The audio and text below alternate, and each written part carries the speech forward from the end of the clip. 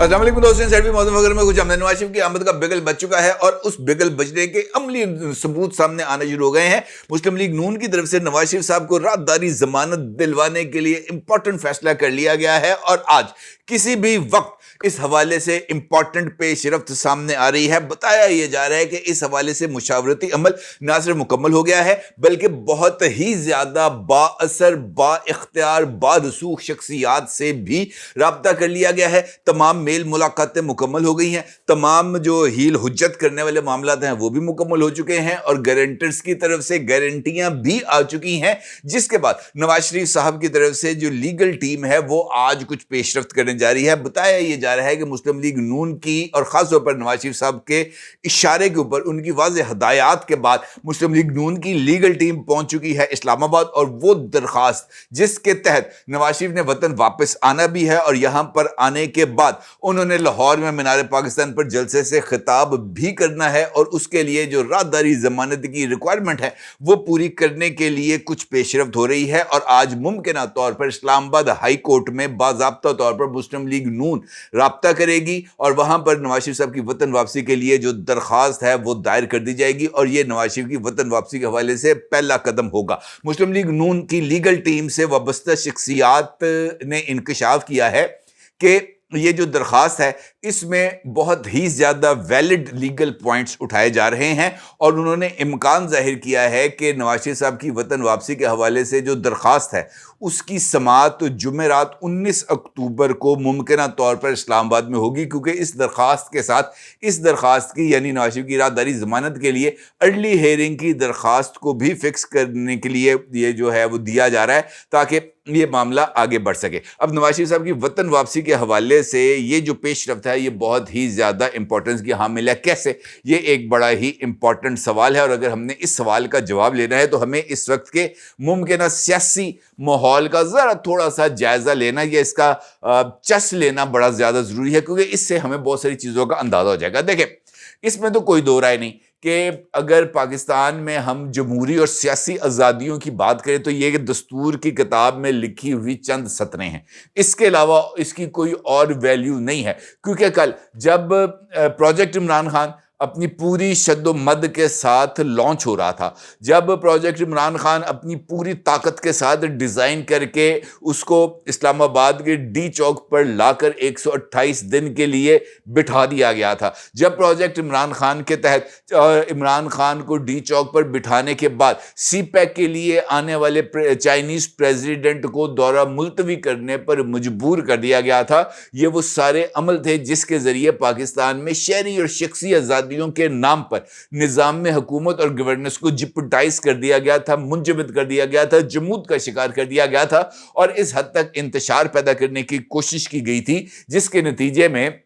पूरे का पूरा निज़ाम में सरकार ही तलपट होकर रह जाए। और देखिए खुदा की कुदरत वो किस तरह दिनों को हमारे दरमियान फेरता है। कल वो लोग जो हुकूमतों को हटाने के लिए सड़कों पर आ रहे थे, आज वो लोग जेलों में मौजूद हैं और वहाँ पर अपने लिए इंसाफ के तालिब हैं और उन्हीं अदालतों से इंसाफ के तालिब हैं जिनको गज गज भर लंबी ज़बान से मुगल्लज़ात बकते थे, बुरा भला कहते थे। ये भी कुदरत की सितम ज़रीवी है कि जिस शख्स को चोर, डाकू, खाइन, झूठा, बददियानत करार देकर मुल्क से बाहर भिजवाया गया, आज वो बड़ी शद्दोमत के साथ, बड़े तम तराक के साथ पाकिस्तान आने के लिए तैयार भी है और उसके लिए जनाब हर एक चीज़ को यूं करके सेट किया जा रहा है जिसकी कोई मिसाल ही नहीं मिलती। बहुत सारे लोग मेरे समेत बहुत सारे इवेंट्स को इसी सीक्वेंस के साथ रख कर जोड़ते हैं। अगर आपको याद हो, आज से 2 दिन पहले मैंने एक वीडियो की थी जिसमें मैंने आपको बताया था कि chief of army staff general Asim Munir साहब एक बड़ी बैठक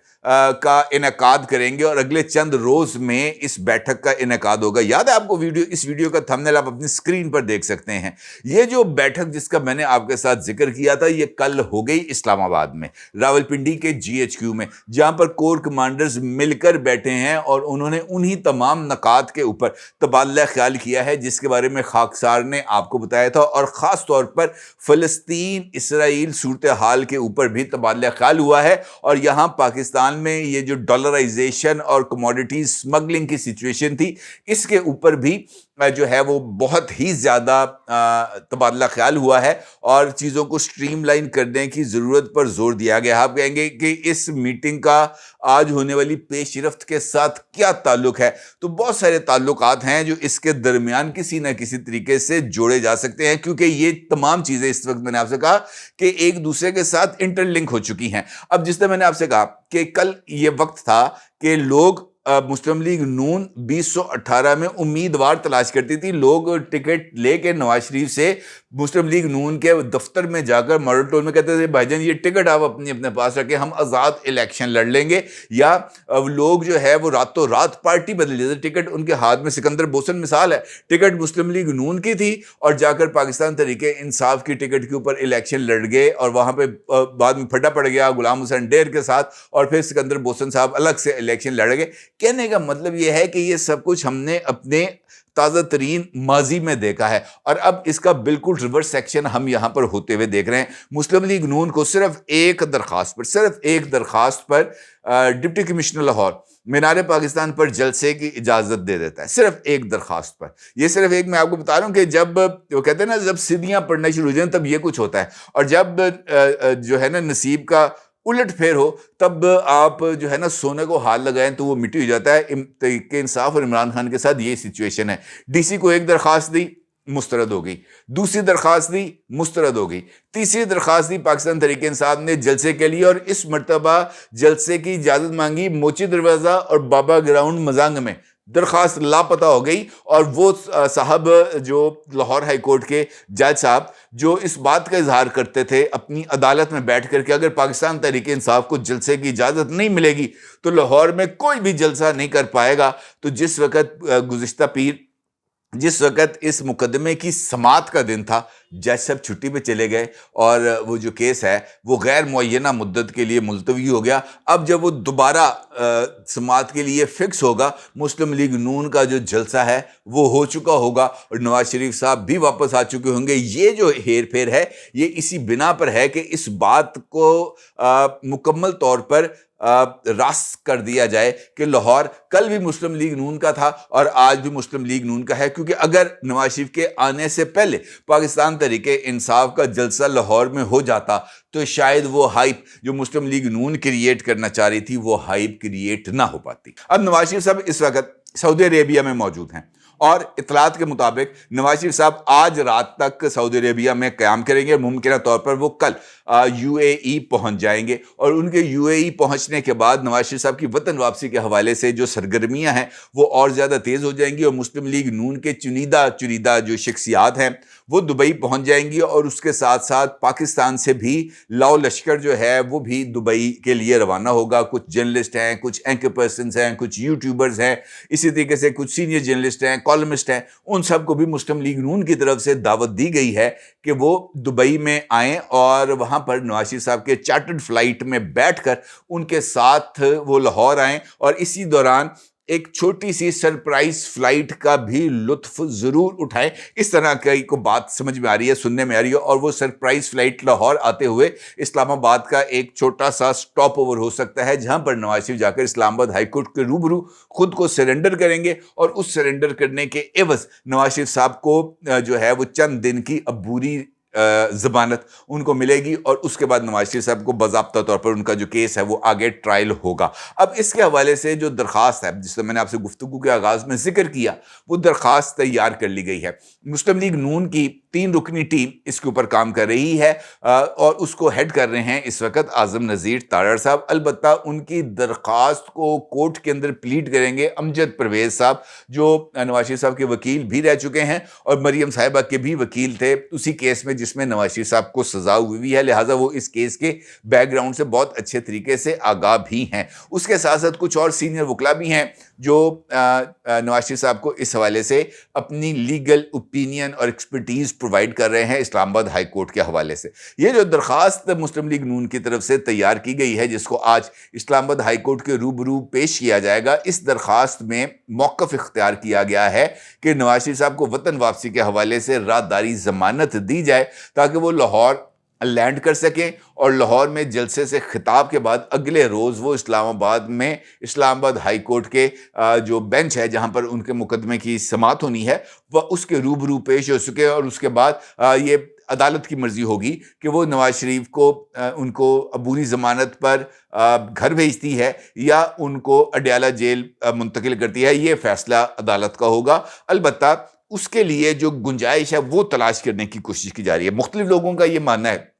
کہ پاکستان کے قانون میں اس سے پہلے ایسی کوئی مثال اویلیبل نہیں ہے جہاں پر ایک سزا یافتہ شخص کو پاکستان آمد پر، یعنی ملک میں آمد پر راہداری ضمانت ملی ہو، اس کو ایک فری سٹیزن کے طور پر جلسے سے خطاب کرنے کی اجازت ملی ہو۔ لوگوں کا یہ کہنا ہے، لیگل کمیونٹی کا یہ کہنا ہے، اور بڑے نامور خود مسلم لیگ نون سے تعلق رکھنے والے وکلاء کا یہ کہنا ہے کہ ایسی کوئی مثال نہیں ہے۔ لیکن ساتھ ہی وہ یہ کہتے ہیں کہ جب صدیاں پڑ رہی ہوں، اب مٹی کو ہاتھ لگائیں وہ سونا بن جائے، گارنٹیز اویلیبل ہوں، راستوں پر ریڈ کارپٹ کا بندوبست ہو، تب سب کچھ ہی ہو جاتا ہے پاکستان کے اندر، پھر سب کچھ ہی چل جاتا ہے۔ ان کا یہ کہنا ہے کہ جناب نواز شریف صاحب کو جہاں جہاں سے گارنٹیز ملنی تھی وہ مل چکی ہیں، جہاں جہاں سے تھپکی ملنی تھی وہ مل چکی ہے، اور جہاں جہاں سے نواز شریف کو خطرات تھے وہ تمام خطرات دور ہو چکے ہیں، لہٰذا اب نواز شریف کے لیے کوئی پرابلم نہیں ہے، وہ آئیں گے اور آ کر یہاں پر اپنا جو بندوبست ہے وہ کریں گے اور اس کے مطابق وہ آگے چلیں گے۔ اور ان کا یہ کہنا ہے کہ حالات اس وقت نواز شریف کے فیور میں ہے۔ لیکن اگر آپ غور کریں تو میرا نہیں خیال کہ مسلم لیگ نون کو اتنا زیادہ پر امید یا اتنا زیادہ آپٹمسٹک ہونا چاہیے۔ اگر آپ حالات کو دیکھیں اور خاص طور پر کل فروخ حبیب کو دیکھیں جنہوں نے استحکام پاکستان پارٹی کو جوائن کیا ہے، تو اس کا مطلب یہ ہے کہ اسٹیبلشمنٹ کی آج بھی جو فیورٹ جماعت ہے وہ شاید مسلم لیگ نون تو ہو، لیکن اس کے ساتھ ساتھ انہوں نے پلان بی بھی اپنا ریڈی رکھا ہوا ہے، اور وہ پلان بی ان کے پاس استحکام پاکستان پارٹی اور پاکستان تحریک انصاف پارلیمنٹیرینز کی شکل میں موجود ہے۔ مسلم لیگ نون کو اس حوالے سے جو بندوبست ہو رہا ہے اس کے اوپر نظر رکھنی چاہیے۔ اور یہ بات الگ ہے کہ مسلم لیگ نون اپنے قائد کے استقبال کے لیے پرجوش بھی ہے، سرگرم بھی ہے، اور اب سے کچھ دیر پہلے مجھے ایک انویٹیشن بھی آیا تھا جہاں پر فلیٹیز ہوٹل میں نواز شریف صاحب کی وطن واپسی کے حوالے سے جمعرات کو ہی کوئی اینتھم تیار کیا ہے مسلم لیگ نون نے، اور اسما بخاری صاحبہ نے وہ انویٹیشن بھیجا تھا، اور ان کا یہ کہنا ہے کہ جناب ہم یہ اینتھم جو ہے نواز شریف صاحب کی وطن واپسی کے لیے ریلیز کرنا چاہ رہے ہیں، اور انہوں نے ریکویسٹ کی تھی کہ اس جو انویٹیشن ہے اس کو ایکسیپٹ کریں اور وہاں پر فلیٹیز ہوٹل میں اس تقریب کے اندر شرکت کی جائے۔ کہنے کا مطلب یہ ہے کہ مسلم لیگ نون اپنی جو لائن ہے اس کے اوپر چل رہی ہے اور نواز شریف صاحب کو وارم ویلکم دینا چاہتی ہے، اور یہ وارم ویلکم ہی ان کے لیے چیلنج ہے۔ اگر وہ 1986 میں محترمہ بے نظیر بھٹو جیسا استقبال نہ کر سکیں، اگر وہ 11 اکتوبر جو ہے 2010 جیسا عمران خان کا جلسہ نہ کر سکیں، تو کم از کم اس حد تک ہونا چاہیے کہ لوگ اس کو ایک کامیاب جلسہ ڈکلیئر کر سکیں، کہہ سکیں، کیونکہ ایسا نہ ہونے کی صورت میں بہت ہی بڑا سیٹ بیک ہو سکتا ہے پاکستان مسلم لیگ نون کے لیے، اور شاید یہی وہ چیلنج ہے۔ میرا یہ ماننا ہے، جیسے جملہ موترزہ کے طور پر 1986 میں محترمہ بے نظیر بھٹو صاحبہ جب پاکستان واپس آئی تھیں تو اس وقت نہ سوشل میڈیا تھا، نہ ہی نیشنل میڈیا تھا، مارشل لاء موجود تھا، جنرل ضیاء الحق کی حکومت تھی، جنیجو صاحب کی وہ پرائم منسٹر تھے اس وقت، اور پیپلز پارٹی نے کسی کو بلایا نہیں تھا، لوگ خود امٹ کے سامنے آئے تھے، اور پاکستان کی تاریخ میں اس سے بڑا جلسہ